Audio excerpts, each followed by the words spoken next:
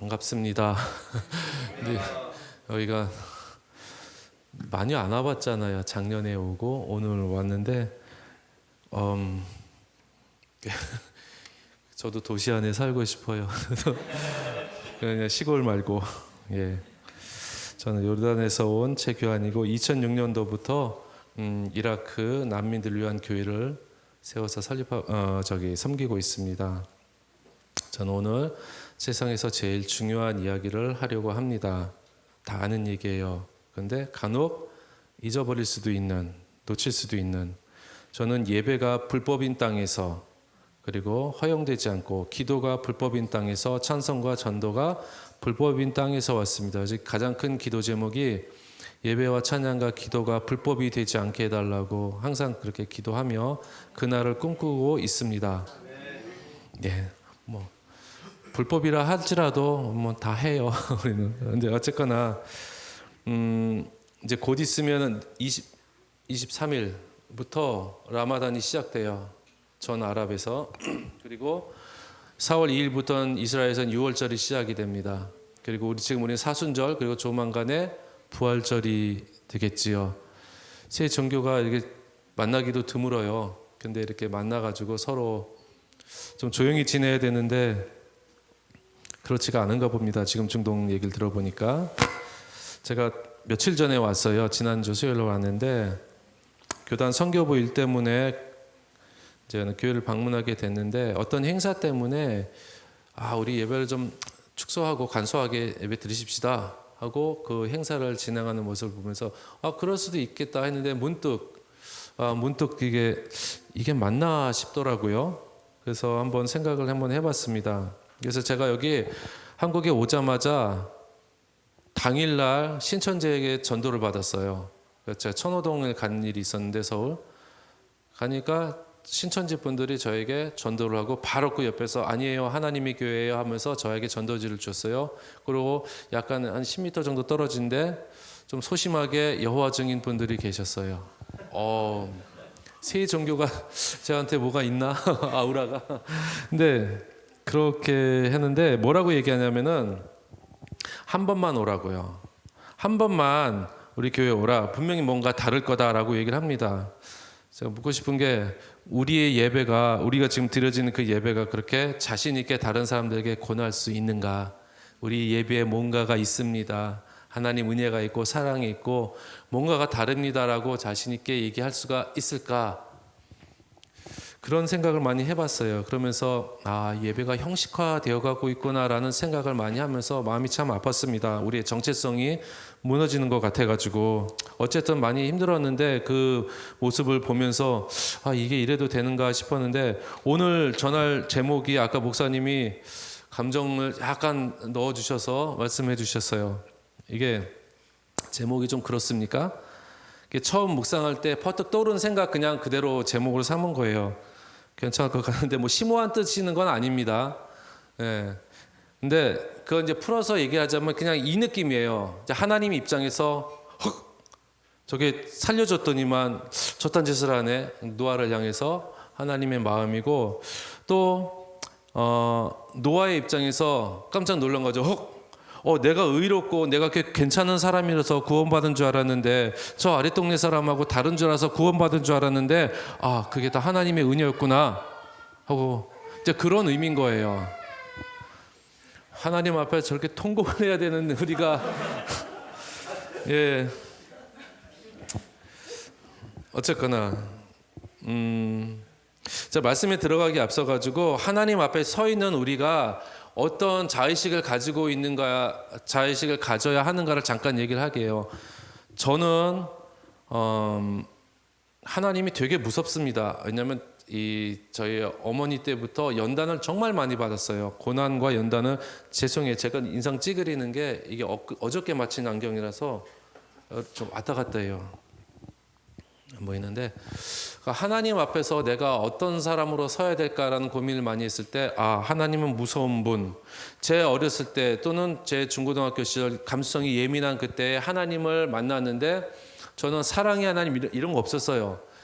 제 눈에는 여전히 연단받고 우리 가사는 그냥 기울어가고 저도 맨날 힘들고 곤고하고 어려운 그 시절을 겪으면서 하나님 앞에 불순종하는 모습이 불순종하면 하나님이 어떻게 대하시는 거를 아주 철저하게 느꼈습니다. 어저께 우리가 이제 얘기하면서 소돔과 고모라 그 동영상 제가 가서 저희 동네에서 제 집에서 한 30-40분밖에 안 걸려가지고 가끔 가요. 근데 그 소돔을 딱 찍어 보면은요 아무것도 없어요. 아무것도 없고 그냥 돌무더기밖에. 그러니까 하나님의 심판이 얼마나 처절했는지 가혹했는지 일고에 자비도 없었어요. 그 땅을 파면 밑에 몇천 년 된 유적은 있지만 그 위에는 그냥 벌판밖에 안 되는 그런 걸 보면서 하나님이 참 무서운 분이시구나라는 거를 생각했고, 그게 우리 신앙의 사실은 근간이 되어야 돼요.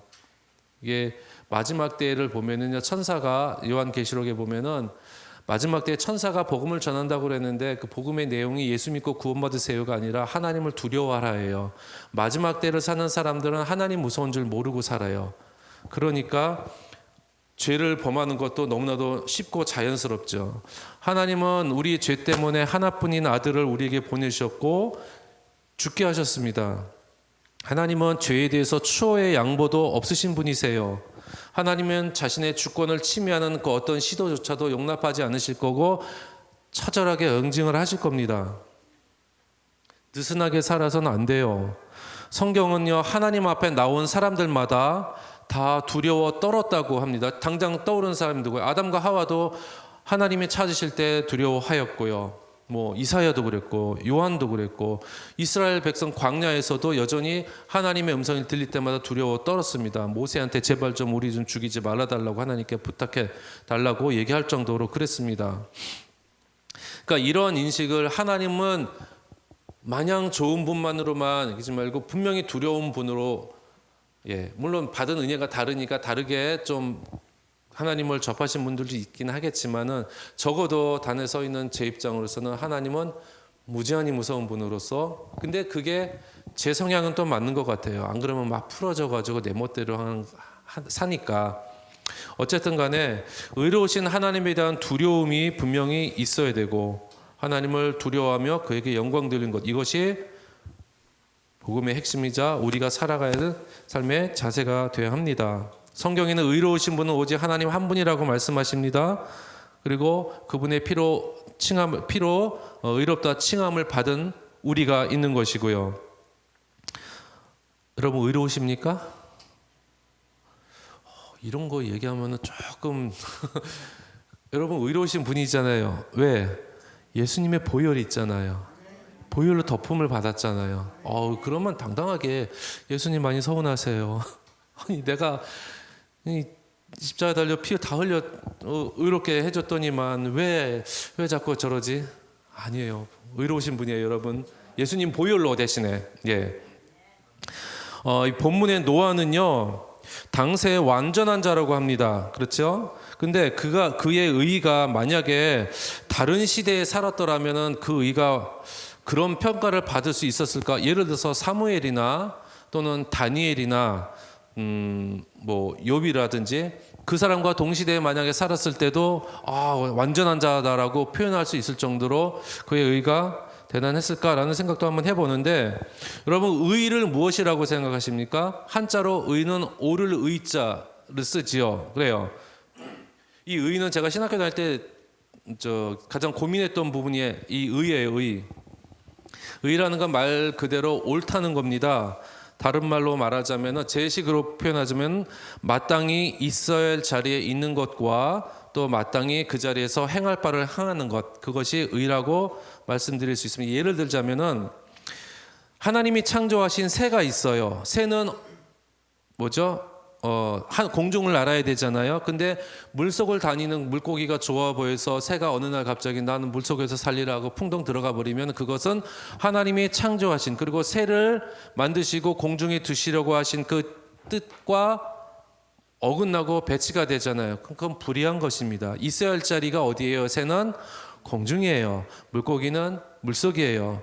진화로는 물속에서 이렇게 좀 육지로 나와가지고 어떻게 됐다고 하는데 말도 안 되는 소리를 하는 거죠.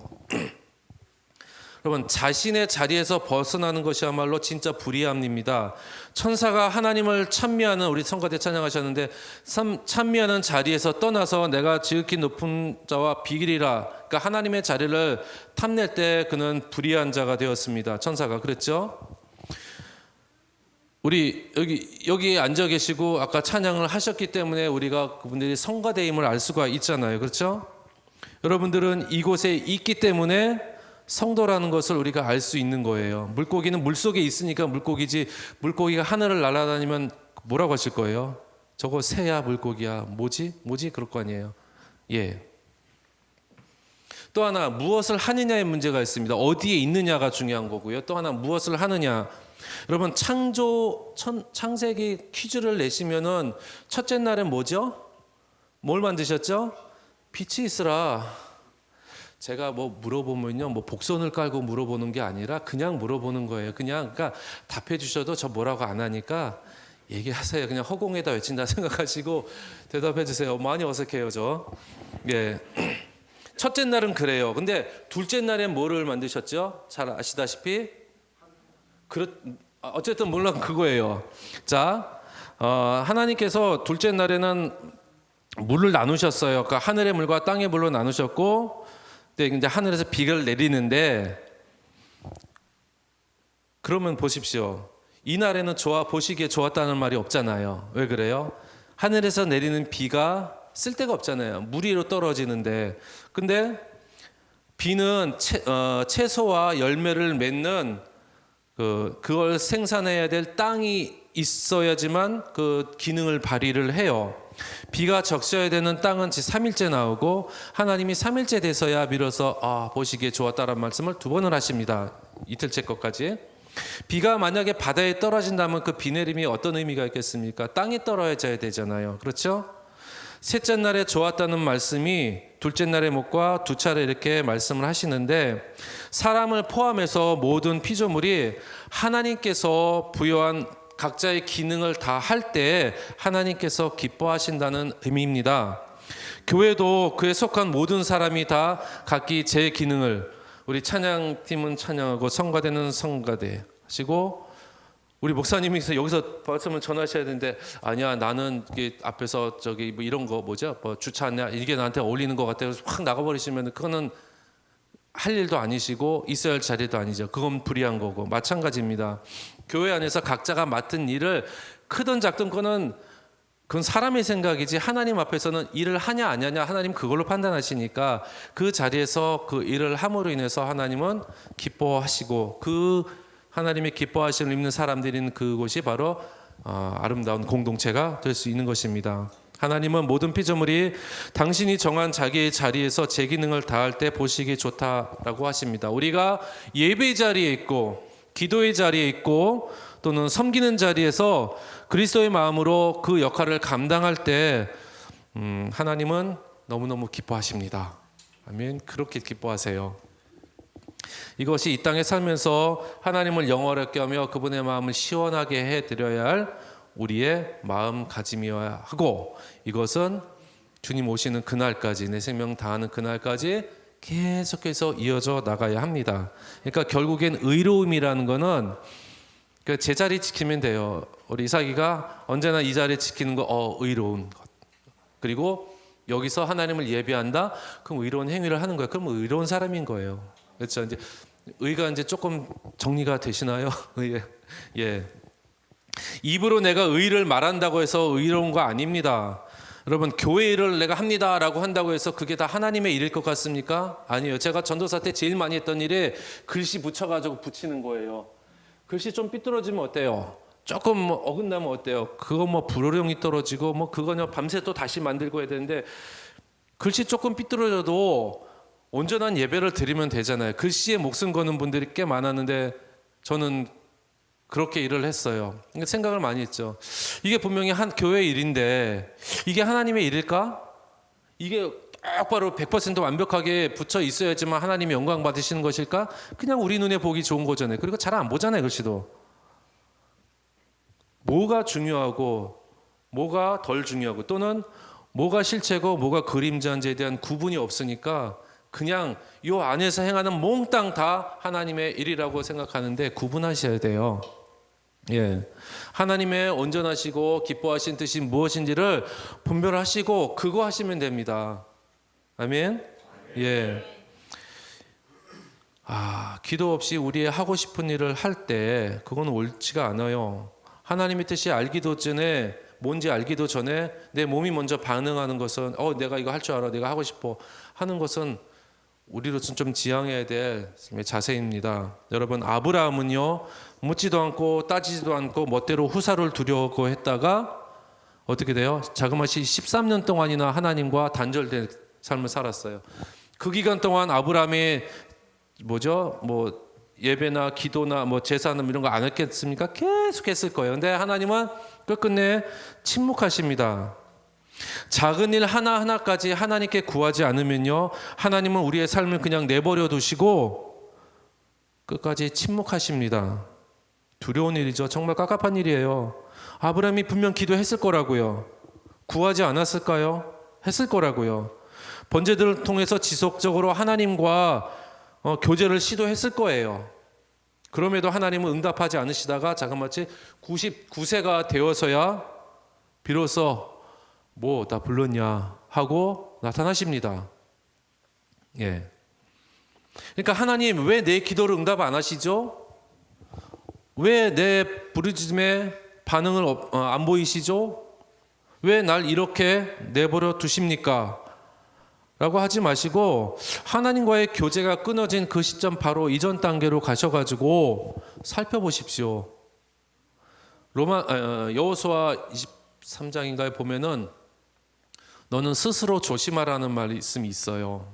스스로 조심하라는 말은 난 믿으니까 믿음으로 다 하면 돼가 아니라 끊임없이 자기 자신을 돌아보고 하나님의 뜻이 어떤 건지 살펴보라는 거예요. 우리 믿음의 선진들은 언제나 행했던 대로 여호와께 묻자와 가로되, 하나님께 물었어요. 무슨 일을 하든 간에.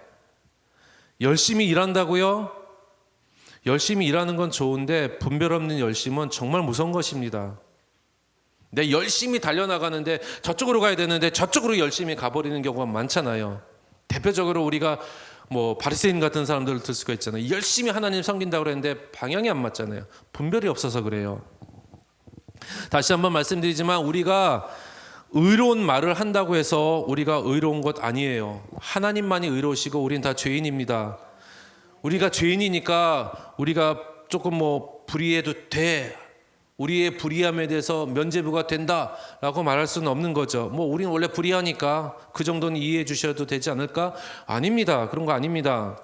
의에 관해서 우리가 취해야 될 자세는 의로우신 하나님을 우리가 모시고 있기 때문에 우리의 영과 삶 자체가 계속해서 끊임없이 의로워짐을 추구해야 된다는 거예요. 한 번은 의로웠으니까 끝이 아니라 끊임없이 성화라고 우리는 표현을 하잖아요.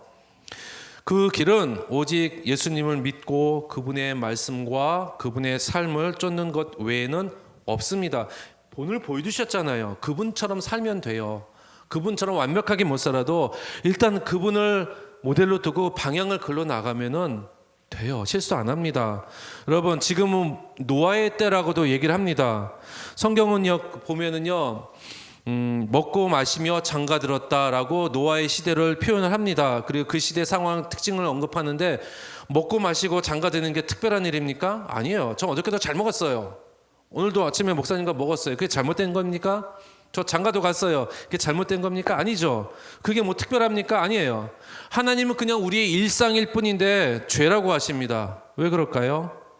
일상에 젖어가지고 치열하게 죄와 싸우는 걸 잃어버렸기 때문에 그래요. 잊지 말아야 될 게 그거예요. 저는 오늘 말씀을 통해서 몇 가지만 이렇게 좀 나누고자 합니다. 여러분과 우리가 지금 말세라고 하잖아요. 노아의 때 또는 말세라고 얘기하는데 일상에 젖어서 하나님을 잊고 사는 그런 오늘의 세대를 향해서 하나님은 분명하게 말씀하십니다. 뭐라고 말씀하시냐면 예배를 잊지 말라고. 우리가 예배는 자주 드리잖아요. 지난주에도 드렸어요. 앉았어요. 습관이에요. 익숙해요. 익숙하면 우리가 무서운 게 해이해지기 쉬워요. 너무나 자연스럽게. 처음 제가 작년에서 오늘 쓰니까 저 엄청 떨고 있거든요. 안 보이시죠? 근데 이 마음으로 하나님 앞에 살아야 돼요. 이 마음으로 만약에 제가 여기 단연 계속 쓴다면 이 마음을 계속 가지고 서면 참 좋을 것 같아요. 근데 어느 날 만약에 제가 여기 익숙해졌다고 생각해 보세요. 자세가 몸이 약간 뒤로 아마 갈 거예요. 이렇게. 그러면서 여유가 생겨요. 하나님 앞에서는 우리가 죄인이 어떻게 감히 판사 앞에서 판결해 보시오 이럴 수가 있겠습니까? 없지요. 여러분, 판사의 말은요, 그런 마음이 들 때, 여러분 그런 마음일 때 예수님의 이름으로 이기십시오. 법원에서 판사가 선고할 때 판사가 그날 뭐 엄청 아프고 감기 걸리고 목이 쉬었어요. 피고를 징역 10년에 처한다. 말이 약해도 판사의 그 말 한마디는 효력이 있잖아요. 우리가 약하고 그래도 예수님의 이름으로 선포하는 건 효력이 있는 거예요. 십자가의 능력이 그렇게 강력합니다. 죽음을 이긴 능력인데. 그러니까 그런 마음이 들 때 이기시고, 예배가 지치거나 예배가 힘들거나 할 때 그거 빨리 깨야 돼요. 가장 중요한 걸 우리가 잃어버릴 수도 있기 때문에. 여러분, 홍수 후에 남은 자의 사명은 뭡니까? 예배예요. 홍수에 갑자기 마음이 와닿네. 이걸 제목을 삼을 걸. 딱 와닿는데. 어쨌든 남은 자의 사명은 예배. 지금 이 시간에 나온 자의 사명은, 그리고 구원받은 우리가 가져야 될 사명은 바로 예배입니다. 창세기 6장 8절을 딱 보시면요, 이런 말씀이 있습니다. 은혜를 뭐예요? 입었더라. 이것이 그가 구원받은 유일한 근거예요. 그 어떤 것도 없어요. 앞에 뭐 당세의 완전함 아니죠. 아무것도 아니에요. 노아는 새 인생을 출발하려고 하는 노아가 방주에서 나와서 제일 먼저 한 일이 뭡니까? 8장 20절에 보면요, 단을 쌓는 게 있어요. 단. 8장 20절 없을걸요? 예. 뒷장에 보시면요, 노아는 단을 쌓았습니다. 단을 쌓는 걸 번제라고 하잖아요. 이건 제사 제도가 주어지기 전인데도 노아는 자연스럽게 하나님 앞에 예배 또는 제사를 드립니다. 모세 같은 경우에도 미래가 보이지 않는 광야에서 이스라엘 백성들에게 이 노아의 얘기를 하면서 예배가 중요하다는 것을 말씀하고 있는 거예요. 그런데 우리가 알듯이 아벨의 제사, 가인과 아벨의 제사는 연합이 됩니다. 히브리서 11장 4절에 보니까 아벨은 믿음으로 예배를 드렸다라고 얘기를 합니다. 더 나은 제사를 드렸다고 얘기를 했고요. 가인은 그럼 뭐가 문제일까? 뭐가 문제겠습니까? 여러분, 가인에게는 아벨과 같은 평가가 내려지지 않고요. 그 마음 속에 의로움으로 같이 하지 않았다. 예배를 의로운 마음으로 드리지 않았다라고 평가를 합니다. 요한일서 3장 12절과 유다서 11절도 있는데, 여기 보시게 되면 가인과 같이 하지 말라고 그래요. 하나님이 이렇게 말씀하세요. 왜? 하나님의 마음에 안 드는 거예요. 왜? 의로 드리지 않았기 때문에 그렇다는 겁니다. 자신의 예배가 거부당하자, 가인입니다. 자신의 예배가 거부당하자 자기를 성찰하고 돌아보는 것이 아니라 화를 내는 것이 이미 예배자의 마음이 아니라는 거예요. 이삭이가 만만하니까 사기가 왔는데 하나님 앞에 예배 드리는데 하나님이 영 떨떠름하게 생각하면 하나님 죄송합니다. 제가 뭘 잘못했나요? 라고 묻는 게 정상인데, 이상하신 분이네. 내가 이렇게 열심히 아침 새벽부터 와가지고 열심히 예배 드리는데 이게 뭐지? 마음이 참 불편하네. 이런 마음을 가졌다는 거예요, 가인이. 예배자의 자세가 아니죠. 그렇죠? 처음부터 그런 마음이 잘못됐다는 거. 이것이 재물 뒤에 숨겨진 예배자의 마음이 중요한 이유입니다. 예배자에게는요, 겸손함과 아울러 사모함이 갖춰져야 합니다. 그렇죠? 가인과 아벨의 예배를 통해서 우리는 우리의 예배가 절반은 실패할 수도 있다라는 생각을 한번 해야 돼요. 모든 예배가 항상 성공할 것 같습니까? 제 경험상 아닌 것 같아요. 요한복음 4장에 보면 수가성 여인의 이야기가 나옵니다. 예배하는 자는 신령과 진정을 드리라고 그래요. 영적인 예배를 드리라라고 말씀하신데, 영적인 예배는 우리의 머리가 아닌 바로 우리의 영이 움직이고 반응하는 예배입니다. 예. 영이신 하나님을 우리가 육으로 섬길 수가 없잖아요. 영이신 하나님 앞에 나아갈 수, 그렇게 육을 가지고 나갈 수도 없고, 우리가 하나님 앞에 나갈 때 예배하며 우리 주님 앞에 나아갑시다라고 할 때마다 하나님이 다 받아주셔야 됩니까?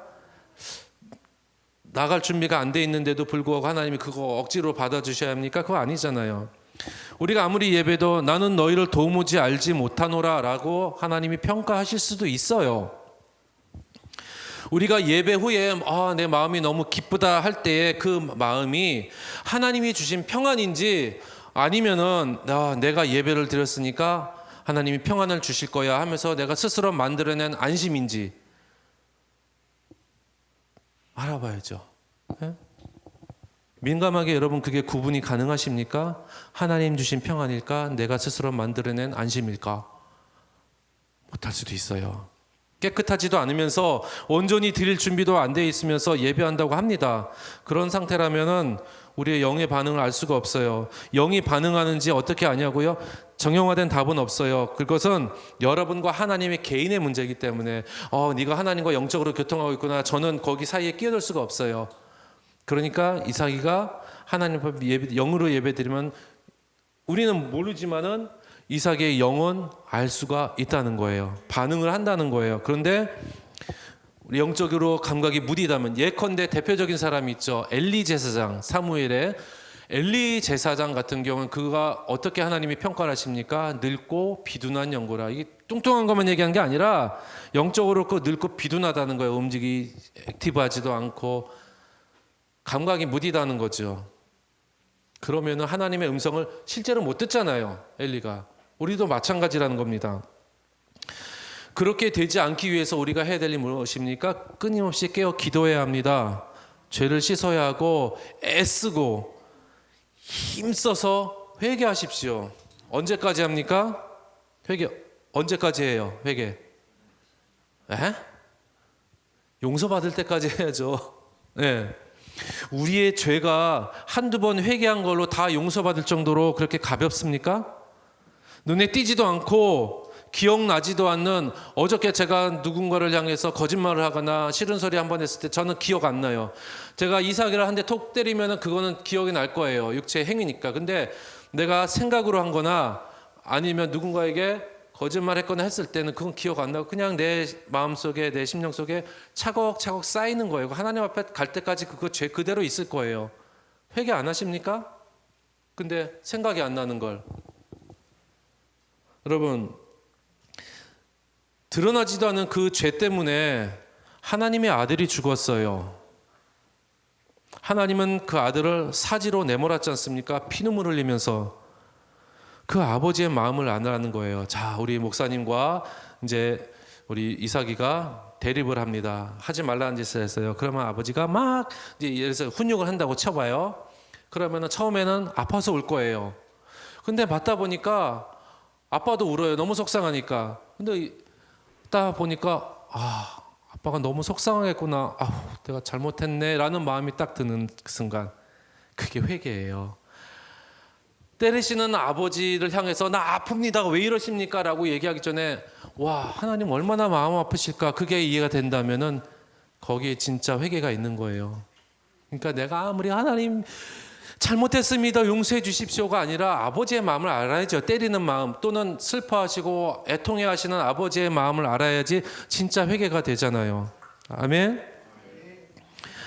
그래야 온전한 회개가 되고 우리의 예배가 비로소 영적인 교제가 있는 예배가 됩니다. 그런 예배가 은혜가 넘치는 예배가 되어서 살아있는 예배가 됩니다. 왜요? 은혜는 아까 노아 은혜 얘기 나왔죠. 은혜는 살리는 거예요. 은혜가 뭐예요? 살리는 거예요. 예수님의 은혜로 우리를 살리셨고 하나님의 은혜로 노아가 살았어요. 그렇죠? 예수님의 은혜를 입은 우리가 영생을 얻게 된 거 맞습니다. 깊은 회개가 있는 그런 예배를 통해서 우리는 우리의 죄를 정화해야 합니다. 예배를 통해서, 똑같은 예배를 통해서 무슬림들은요, 나가서 손에 총을 들고 나가서 싸우라고 하고, 우리는 보혈을 의지해 나가서 보이지 않는 영과 싸우라고 합니다. 저들은 나가서 죽이라고 얘기하고요, 우리는 나가서 살리라고 얘기합니다. 맞지요? 무슬림들은 지하들을 운운하면서 나가서 죽이는 것이 그들의 신에게 영광 돌리는 거라고 얘기를 합니다. 근데 우리는 어때요? 우리는 은혜 받고 나가서 그 은혜를 가지고 죽은 영혼을 살리라고 하는 거잖아요. 너무나 차이가 나잖아요. 그렇죠? 자신의 예배가 살아있어야지만 다른 사람에게 은혜를 끼칠 수가 있는 거예요.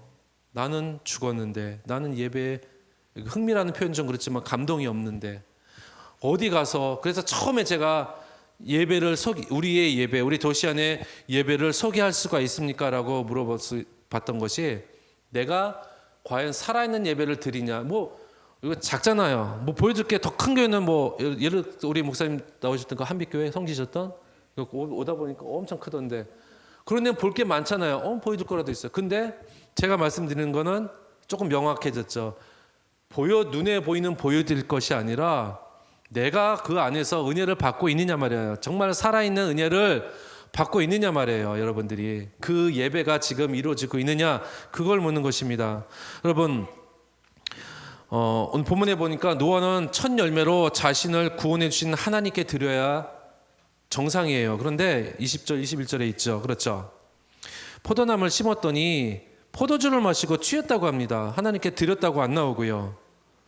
재정이 넉넉해지니까 그가 이제 다른 모습을 보이는 거예요. 자신의 삶에서 가장 중요한 일을 놓치고 있는 것입니다. 노아의 이런 모습을 볼 때 우리 뭘 생각해야 됩니까? 아까도 얘기했듯이 여러분의 예배도 실패할 수가 있다는 거. 모든 예배가 다 성공하는 거 아니에요. 그러니까 무릇 지킬 만한 것 중에 너희 마음을 지키라 라고 말씀을 하시잖아요. 마음을 빼앗기기 전에 예배 가운데서도 우리는 별별 생각으로 하나님으로부터의 말씀의 통로를 가로막고 있습니다. 은혜의 통로를 가로막고 있어요. 어떡해요? 이삭이 여자친구 있니? 강하게 부정하는데 한번 확인해 보세요. 여기 이런 얼굴이 없으면은 뭐 나도 있는데 이 얼굴도 다른 생각을 한다. 그럼 그 예배에 온전히 집중하는 게 아니잖아요. 그게 죄예요. 진짜 큰 죄입니다. 하나님의 은혜의 통로, 살 수 있는 기회를 주시는 건데, 은혜를 주시는 건데 스스로 막아버리는 거예요. 다른 생각, 그거 별것도 아닌 것 같은데. 누가복음 18장 9절 이하에 보면 여러분 잘 아는 얘기가 나와요. 뭐 어떤 얘기가 나오냐면은, 그렇죠. 뭐죠? 갑자기 까먹었다. 그 세리와 바리새인의 기도 장면 얘기 나와요. 바리새인이 앞에 나와서 기도할 때 뭐라고 기도해요? 하나님, 나는 저 세리처럼 못된 녀석이 되지 않게 해주셔서 감사합니다. 세리는 저 구석에서 뭐라고 해요? 하나님, 나 죄인입니다. 뭐 결과는 뻔하죠. 보세요. 가장 경건한 자세에서도 우리는 죄를 지을 수 있다는 말이에요. 이들의 기도에서도 볼 수 있듯이 거룩한 일을 하는 그 순간에도 우리는 얼마든지 죄를 범할 수가 있고요. 그 죄 가운데 머무를 수가 있어요. 그 일이 거룩한 거지 내가 거룩한 게 아니기 때문이에요. 예배가 거룩한 거지 모든 예배자가 다 거룩한 거 아니에요. 그랬으면 좋겠지만 가장 거룩한 이 예배 안에서도 우리의 생각과 우리의 마음은 얼마든지 이 자리를 이탈해서 죄를 범할 수가 있다는 사실. 그 자리 벗어나는 거 불의한 거라고 그랬잖아요, 아까. 그러니까 이 자리에서 얼마든지 마음과 생각은 떠나서 하나님 앞에 범죄할 수 있다는 것을 두렵고 떨림으로 받아들이십시오. 집중하셔야 돼요.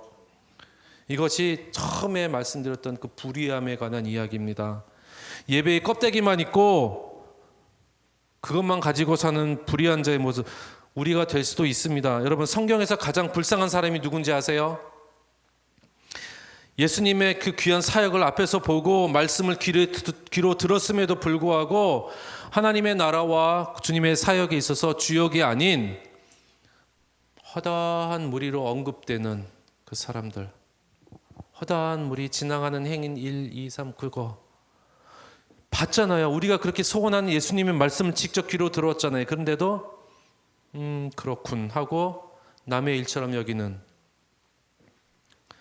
예배로 성공하지 못한 사람과 그 주위에 있는 허다한 무리들, 온전한 예배가 드려지지 못한다면 우리가 얼마든지 그릴 수 있어요. 그건 남 얘기 아닐 수도 있다는 거 우리 정말로 조심해야 돼요. 아브라함은요, 가는 곳마다 단을 쌓았다고 얘기를 했어요, 실제로. 그런데 그가 애굽에 내려가서는 단을 쌓았다는 얘기 없습니다. 그리고 나서 하는 행동을 보세요. 아내 사라를 여동생으로, 그렇죠? 말없이 부인에게도 얘기 안 하고 아들을 조용히 데리고 모리아 산으로 갈 때 그 아브라함은 진짜 그렇게 순종할 때 그 아브라함은 참으로 믿음의 조상이 될 만한, 정말 대단히 본이 될 만한 믿음을 보여줘요. 그런데 아브라함은 입만 열었다면 진짜로 엄청난 평지풍파를 일으킵니다. 그가 입을 열 때마다 구원의 스케줄이 자꾸만 꼬여요. 하나님의 구원의 스케줄이. 롯과 땅을 분배할 때 보십시오. 아브라함이 얘기했죠. 왜 그런 얘기를 했는지. 너 가고 싶은데 가. 롯이 만약에 여기 이스라엘 땅이요, 가나안 땅이요 했으면은 하나님은 가나안 땅을 아브라함에게 주셔야 되는데. 그러니까 아마 제 생각에, 이건 제 생각이에요, 뇌피셜. 아마 요맘때인 것 같아요. 요맘때 저 이스라엘 네게브 사망은 그냥 광야예요, 아무것도 없는. 근데 요르단 쪽은요 아주 파릇파릇해요. 사진 주세요. 파릇파릇하고 정말로 예뻐요. 꽃도 아름답게 피고. 그래서 그때가 아닐까. 그래서 요단 동편을 딱 보니까 너무나도 예쁜 거예요, 롯이. 그러니까 그래서 가게 하셨고, 그것뿐인가. 사라를 동생이라 했을 때도 하나님이 기겁을 하셔가지고 거기서 빼내오셨고, 또 후사가 없으니까 종에게 뭐라 하죠? 좀 멋있게 하면 네가 해라 내 상속자 뭐 이렇게 하면서, 하나님은 분명히 씨를 주신다고 하셨는데 엘리에셀에게, 그러니까 하나님의 생각과는 자꾸만 어긋나는 일을 해요. 입만 열었다면 그렇습니다. 그것도 모자라서 하갈을 통해서 후사를 이으려고 해요. 물론 그때마다 하나님은 개입하셔가지고 구원의 계획을 차질 없이 진행시키지만 여지없이 한 발짝 하나님과 떨어지면 사고를 칩니다. 아브라함이 그래요. 인간의 죄된 본성 그대로 나타나죠. 다윗도 그래요. 열심히 가만 있어봐. 우리 목사님도 그렇고 그때 오셨을 때 암몬성 가셨었나요? 그 암몬성이 우리아가 싸웠던 거긴데, 거기서 싸우면은 예루살렘에서는 기도를 해야죠. 하나님께 묻고. 그래야 했던 다윗이 그냥 서성에다가 밧세바를 보잖아요. 그 시간에 그럴 일을 할 시간이 아닌데, 그 타임은 보통 저녁 시간이라서 기도 타임이거든요. 다윗이 그래요. 범죄하잖아요. 늘 찬양하는 삶이었고 여호와께 여자와 거르되 했던 그런 사람이었는데, 그는 우리아를 죽이라고 명하기 이전에 이미 죄를 범하고 있는 거예요. 그는. 우리가 어둠의 권세를 이길 수 있는 유일한 근거가 무엇입니까? 예배입니다. 무슬림들 가운데 살고 있는 저희 북하시미 그 성도들이 영육간에 이길 수 있는 길은 오직 예배밖에 없어요. 껍데기뿐인 예배 말고요. 에스겔은 함께 들어오고 함께 나아가라고 했어요. 한 마음을 가지고 하나님 앞에 와서 예배하라. 이게 예배자의 자세입니다. 여기서 아브라함이나 다윗보다 더 의로운 자가 누가 있습니까? 그들도 때로는 예배에 실패했어요. 그러나 그것이 우리가 예배 실패했다, 잘못 드렸다에 대한 변명이 될 수가 없습니다. 여러분들이 예배의 모범을 통해서 하나님의 임재를 경험하고 또 삶으로 본을 보일 때 그냥 어줍다는 프로그램 교회 안에서 많이 하잖아요. 그거 하는 것보다 훨씬 낫습니다. 예배가 제일 중요해요. 온전한 예배가 되어진 후에 다른 걸 하면은 괜찮아요. 근데 예배는 속된 말로 정말 죄송한 표현이지만 개차반을 드리면서 프로그램의 어떤 행사나 이런 거에 집중한다 그러면은 거기에 하나님의 은혜는 없다라는 거죠. 여러분, 예배는 그만큼 소중하고 중요해요. 학생들이나 직장인들, 그리고 경영하시는 분들은 다 마찬가지예요. 요즘은 경쟁 사회라고 그러지 않습니까? 그래서 예배가 예배답지 못함을 우리가 많이 묵과하고 있는 것이 우리 조국 교회의 현실인데, 제가 시를 하나 좀 잠깐 읊어드려도 될까요? 아시는 분들도 혹시 있을지도 모르는데, 정현철님의 시입니다. 됐습니다. 이제 그런 가르침은 됐습니다. 매일 아침 7시 30분까지 저희를 작고하다만 교실로 인도하여 전국 900만의 아이들에게 같은 것을 넣어주십니다. 좀 지나서 좀 더 값어치 있는 너로 이끌어 주겠어. 네 앞에 앉아 있는 그애보다 더 하나씩 머리를 밟고 올라서도록 해. 와, 좀 더 잘난 네가 될 수가 있어. 아름답지 않습니까? 어디서 들어본 것도 같지 않습니까? 태지 정현철님, 즉 서태지님의 교실 이데아라는 아름다운 시예요. 자, 우리 아이들이 이렇게 경쟁 사회에 내몰리고 있는데 예배 시간도 아깝다는 분들이 계셔요. 저는 정말 놀랐어요. 실제로 그걸 듣고 나서 아이들도 그렇고, 교회 갈 시간이 어디 있어요? 시험이에요. 어디 뭐 해야 돼요? 학원 가야 돼요? 등등. 제가 있는 곳에 지상사 분들이나 유학생, 여기도 마찬가지. 한국도 직장인들, 학생들 많잖아요. 성경은 여기에도 분명히 대답을 해주고 계십니다. 우리 짧게나마 잠깐 이사야서 58장 잠깐 볼까요? 될까요? 만일 안식일에 네 방을 금하며 네 성일에 오락을 행하지 않고 안식일을 일컬어 즐거운 날이라 여호와의 성일이라 존귀한 날이라 하여 이를 존귀하게 여기고 네 길로 행하지 아니하며 네 오락을 구하지 아니하며 사사로운 말을 하지 아니하면 네가 여호와 안에서 즐거움을 얻을 것이라. 내가 너를 땅이 높은 곳에 올리고 네 조상 야곱의 기업으로 기르리라. 여호와의 입의 말씀이니라. 맨 밑에 여호와의 입의 말씀이니라는 말씀 뭐예요? 반드시 행하겠다는 거죠. 이렇게 즐거움을 얻을 것을. 아멘. 높은 곳에 올리신다. 좋다.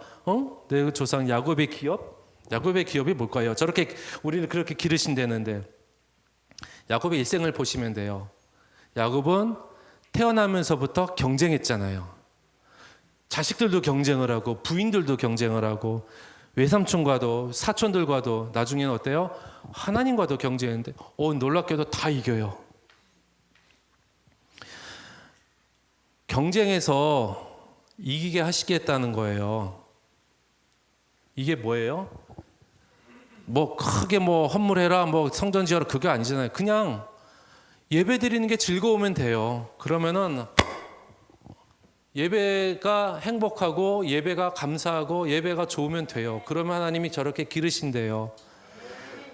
그러니까 뭐 됐어 이제 그런 가르치면 됐어 하고 그가 서태지가 그렇게 노래할 때에 육신의 일을 도모하는 사람들은 됐어 이제 하나님의 말씀 그런 가르치면 됐어 할 수도 있어요. 하지만 여러분 보세요. 유다가 멸망 후에 바벨론을 끌려간 사람들이 한결같이 하는 말이 뭐예요? 하나님이 왜 이렇게 약한 건가? 왜지 왜 우리가 망했지? 그들의 결론은 뭐예요? 찾아낸 결론이 우리가 말씀을 저버렸다는 거예요. 여러분, 우리가 하나님의 말씀을 저버렸다, 불순종할 때에 신명기 28장에 여러분 축복의 장도 있고 그 뒷부분에는 저주가 나오잖아요. 단계별로 커지잖아요. 점점 불순종하면 할수록 그게 우리에게 하나님의 징계가 점점 더 커지듯이. 하나님 거짓말하는 분 아닙니다. 저는 경쟁에서 이기기 위해서 예배를 이용해라 라고 말씀드리는 거 절대로 아니에요. 본분을 다하고 하나님이 원하시는 자리에서 주신 일을 잘 감당할 때에 주시는 은총에 대해서 말씀드리는 거지. 물론 필요에 따라서 이렇게 해 주시기도 하지만 예배보다도 긍정 어쩌고 저쩌고 하면서 이런 것에 더 귀 솔깃하면 안 돼요. 그러지 마시라고요. 어쨌거나 예배를 통해서 노아가 가져야 될 마음은 무엇입니까? 두말할 것 없이 뭐예요? 감사해요. 감사했어야 되는데 감사 안 해요. 우리 이라크 시리아 난민들은 전쟁의 땅을 벗어난 것만으로도 엄청 감사하거든요. 방주에서 나온 노아는 하나님께 감사를 드립니다. 그런데 자신이 농사를 짓고 나서 술 먹고 이상한 짓을 하죠. 무엇을 말하고자 합니까? 우리가 닥친 엄청나게 큰 일에 대해서는 감사할 수 있어요. 근데 일상의 짜잘한 일에 대해서는 감사를 잊어버릴 수도 있다는 거예요. 여기 올 때 우리 권사님, 사모님이시죠? 제가 들었습니다. 다리 아프실 때 얼마나 힘드시죠? 죄송합니다. 만약에 다리 안 아픈 게 얼마나 감사한 일이에요. 그렇죠? 아파 보니까 알잖아요. 작은 일이잖아요. 큰 일에 감사는 되는데 작은 일은 자꾸만 감사를 놓쳐버리는 게 있는데 감사 놓치지 말라는 거예요. 여러분, 그리고 또 하나 놓치지 말아야 될 것 또 하나, 용서와 사랑의 사람이 되라는 것입니다. 함이 볼 때 아비의 하체나 지의 하체나 다를 게 없잖아요. 그런데 보고 해서 이렇게 막 얘기를 하고 다니잖아요. 하나님은 그 사람의 과거에 관심이 있는 것이 아니라 회개 여부에 관심이 있습니다. 과거를 부정하는 것이 아니라 지나간 과거에 집착하지 말고 좀 더 미래에 관심을 두기를 원하십니다. 어느 곳이나 부흥하는 교회나 부흥하는 집단이나 개인은 과거가 아닌 미래를 얘기합니다. 누구나 죄인이에요. 감추고 싶은 또는 잊고 싶은 것 있을 겁니다. 생각조차 하기 싫은 것도 있을 것이고요. 하나님 앞에 나중에 섰을 때 로마서 14장에 보면은 각인이 자신의 죄를 하나님 앞에 직고하리라, 직접 자아 비판하게 될 거라고 말씀하셔요. 근데 여러분 보세요. 이거 뭐 동화 얘기인데 노래 얘기인가? 그래서 어느 깊은 산속에, 조금만 참으세요. 어느 깊은 산속에 조그만 샘물이 있다고 한번 가정을 한번 해봅시다. 근데 어느 날 그 깊은 산속 그 옹달샘에서 그 새벽 시간에 뭔 일이 일어났는지 누가 알 수 있겠습니까? 만은 지금은 어때요? 5천만 국민이 다 알고 노래로까지 만들잖아요. 새벽에 토끼가 눈 비빈 것까지 알아요. 물 마시러 왔다가 세수하러 왔다가 물만 먹고 간 것까지도 다 알아요. 이게 뭐예요? 감추인 것이 드러나지 않을 것이 없고 숨길 것이 없다는 거예요. 하나님 앞엔 다 드러난다는 거예요. 그러니까 성경에 이르든지 누구든지 저를 믿는 자는 부끄러움을 당하지 않는다고 했고요. 그 죄의 가리움을 받는 자 복이 있다고 하셨잖아요. 분명 우리 약한 거 있어요. 하나님 앞에 온전히 내 자신을 드리지 못할 수도 있어요. 뭔가 때문에. 하나님 아신다는 거예요. 그냥 있는 모습 그대로 나가면 그거 하나님이 긍휼히 여기시고 예수님의 보혈로 덮어주실 거예요. 그게 우리의 정말 큰 은혜잖아요. 그렇죠? 세 아들 중에 하나님이 함을 보세요. 그는 아비의 하체를 보고 동네방네 다니면서 나팔을 봅니다. 수치상으로 꼭 그렇다는 건 아니지만 뭐 예를 들어서 3분의 1은 타인의 허물을 정의감에 불타서 막 여기 드러내며 여기저기 옮겨다니며 얘기하는 사람이 있어요. 그런 사람도 있다는 거죠. 교회는 정의를 발휘하는 곳이 아닙니다. 불의를 눈감아 주라는 소리가 아니라 나는 은혜 받은 자, 나는 원래 불의한 자였어. 그러나 그 은혜로 구원받은 자다 라는 이것을 놓치지 말라는 얘기입니다. 함이 틀린 말 했나요? 아니요. 있는 그대로 얘기했어요. 거짓말한 것 아니에요. 그러나 그의 경망스러움은 그 자손들에게 저주로 다가옵니다. 여러분, 작은 허물도 극대화시켜서 상대를 짓밟아 주고 상처를 주는 그런 행태가 그리스도를 주라고 신하고 고백하는 사람들 속에서도 나타나고 있다는 거예요. 그리고 하나님은 어때요? 셈과 야벳을 통해 축복을 내리시고 그 용서와 감싸고 포용과 사랑의 사람이 되었을 때 그 후손 중에 다윗 왕이 나오고 뭡니까? 또 그리스도가 나오잖아요. 여러분, 마음에 들지 않는 이가 있다고 할지라도 저주하지 마시고 사랑하시고 포용하시고 기도하십시오. 그게 예수님의 방법입니다. 노안의 식구 8명밖에 안 됐는데도 불구하고 거기서 지지볶고 난리를 피고, 이게 교회의 모습이에요. 그 중에 술 먹고 나자빠진 사람이 있는가 하면 거기서 저주받고 축복받는 사람이 또 갈리고. 그러나 우리가 그런 모든 와중에도 불구하고 오직 바라봐야 될 것은 무엇입니까?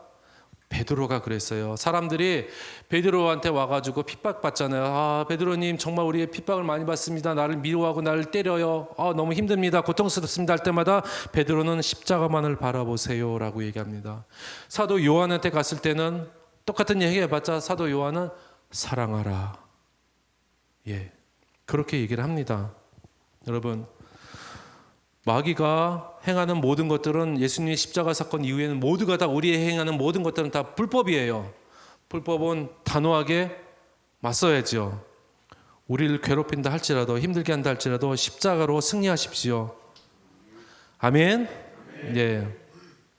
사람이 늙으면 노인이 되는 거지 성인이 되는 거 아니에요. 시간이 간다고 해서 저절로 참 신앙이 되는 거 아닙니다. 진짜 그래요. 제가 성경의 땅에서 살고 있다고 해서 성경적인 사람이 될 것 같나요? 아니에요. 안 그렇습니다. 하나님이 주신 미래를 보면서 계속해서 앞으로 전진해 나가야 합니다.